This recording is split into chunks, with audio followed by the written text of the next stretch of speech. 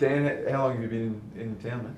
Been in town Friday night, flew in from London, so I think I had my first full night's sleep last night, which is a good help. And feet under the desk, what sort of Monday-ish? Yeah, Monday was the first day, so day 3 today. As I was saying before, I cannot find my way around this place without getting lost, but luckily everyone is really nice, so I've made a lot of friends by asking for help to my own office, which is a little bit sad, but we're getting there. There's a lot of made of this role that came out of the review as one of the 2 key positions that needed to be filled. What have you been told about what the role actually is?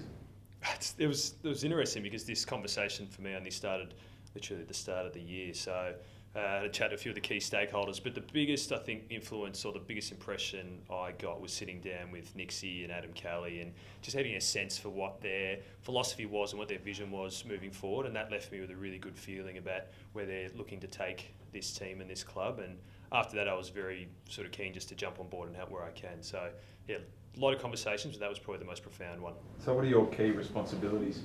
So at the moment, I mean, early days, it's about building that rapport, the relationship with the guys, especially given we're on the eve of the season. So right now, support the key senior leaders, support Nixie and the coaches, making sure there's someone who's just consistently looking at that leadership and the development.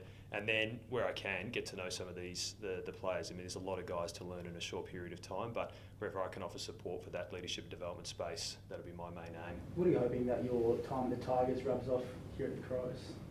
It's an interesting one because my time at the Tigers was a long time ago, and it's a lot different club now to what it was when I was there. So, of course, I've kept a good eye on it from afar, and I've got a lot of respect for what they've been able to achieve on the field, and I've got a lot of admiration for what they've achieved on.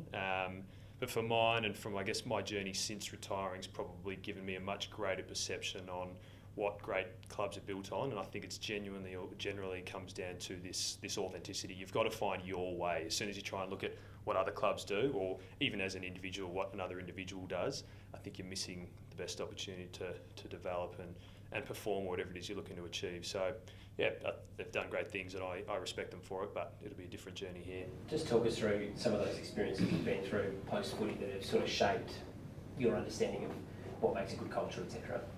Yeah, it's been an interesting one. So I was born and bred in Melbourne, led 11 years at Richmond, left the bubble at 28. That's all I knew. And then I spent a while backpacking around Central and South America. I lived and worked in North America, did the same in the UK. And I went and studied performance psychology, and I learned some stuff from that. But I met some strange people on the journey that probably taught me more than anything else, whether it was Sherpas up in the Himalayas while going up Everest, or kids in South London who were trying to make it as professional soccer players who have some really rough upbringings. The stories that I heard around what helped them get through has given me a much greater perspective from. I learned a lot in my 11 years in the AFL, and that's certainly going to hopefully help in this role. But some of those learnings along the way, I think, have shaped me a lot more. So, and it does really, I think, for me, come down to what are the things that you want to bring to the fore? What are the strengths? What's the you that's going to make the biggest difference to help this club win games and also on your own personal journey? Were you headhunted for this role, or was this something you put your hand up for? No, I was been in London for 3 years. My girlfriend, who I'd met over there, has moved back, so she's a doctor here. So I'd been commuting, which is it's a big commute from London to Adelaide. Been commuting throughout the year. I'd got to know Fags through a mutual friend, so that was probably as close a connection as there was. And then when they reached out to see if I'd be interested, that's when those conversations all started, and it kind of snowballed from there. Was that? And were they reached out at the start of the year? Is that right? Yeah. Nothing before then. No. So how much of your psychology background is really going to influence what your role is here? That's a real good question. You'll have to ask me later on. Look, I think academics gives you a really good foundation, but so does having an exposure as an elite athlete in your own right. But I don't think it's interesting in this kind of role. I think people have a lot of intrigue in it because it's not, you're not hiring, we don't need a COO, we're not looking for a CFO, we're not looking for a boot stutter. It's something that's a little bit, I think it's newer. I haven't seen many clubs around the world, whether that's in the EPL, whether it's in the North American sports that have this. There are a few clubs in the AFL, so it's a bit more niche. So I think the things that I've learned academically and some of the research will be useful, but it won't be the main pillar, I think. There'll be a lot of different things that come together. And you'll do stuff on match day, Dan?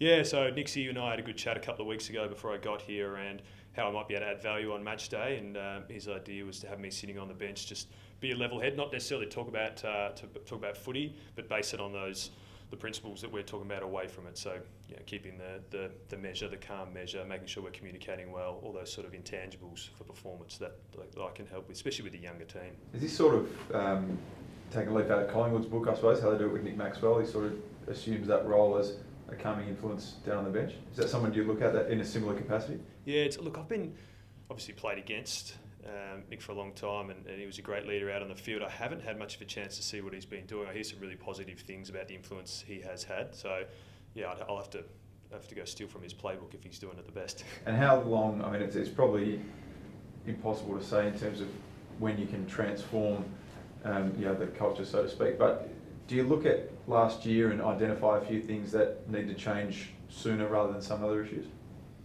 Yeah, it's interesting. I mean, I only haven't been here a few days. I haven't even had a chance to sort of sit down and do a full debrief. We've had a few conversations around the key things that they're working on. The thing that I've really loved, and I'm sure you guys have seen it as well, the last few months that I've been paying attention, is this philosophy of just team first and unity. From the first moment I walked in here, I had guys going out of their way to come say good day and show me around. So I think even philosophically, that's a really strong foundation that I'm keen to support. Where that goes and how long it takes, as you say, who knows? Culture's not something, there's no magic wand. I'm not coming here to say, abracadabra, there it is. It's going to be a journey, and I'm just going to be a part of that journey. And hopefully it happens quickly, but you're just not sure, you just never know. You're obviously only very early into it, but have you found a response from players and officials so far? Yeah, What did you come up with? Really, really positive group. I get a little bit nervous, kind of like the kid on his first day of school coming into a familiar environment in some senses, and that when I left 5 years ago it was from footy, and now I'm coming back in, but now in different colours. But really, really warm reception, really nice group, and that goes from Aaron on reception to Vinny, who's given me the kit and a few extra pairs of socks along the way. So across the board, I felt really, really welcome, which is great. Is there a sense of responsibility of how important this is? Obviously, the transformation the club went through is significant. One of the two key roles is yours. Is there a real sense to make sure you nail it? I think for me, it's less about making sure I nail it and just making sure I can have a positive influence on guys. Probably the one thing, when I retired, year of my contract, 28, the thing I wish I had was my 17-year-old self there that I could pass all the wisdom to and say, now do it again properly.